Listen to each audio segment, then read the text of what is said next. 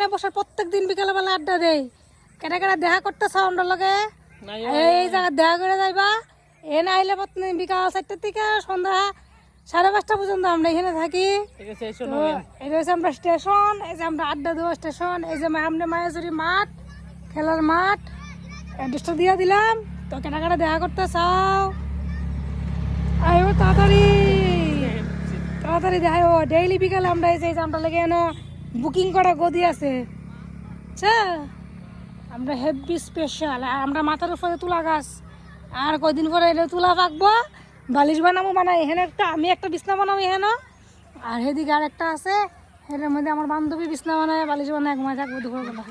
ঠিক আছে, হেভি মজা হেভি মজা। তো ঠিক আছে আয়ো, প্রত্যেকদিন বিকালে খাইবা একদম একদম সোম থেকে রবির থেকে একবার, সোম থেকে শনি অবধি আমরা প্রত্যেকদিন থাকি।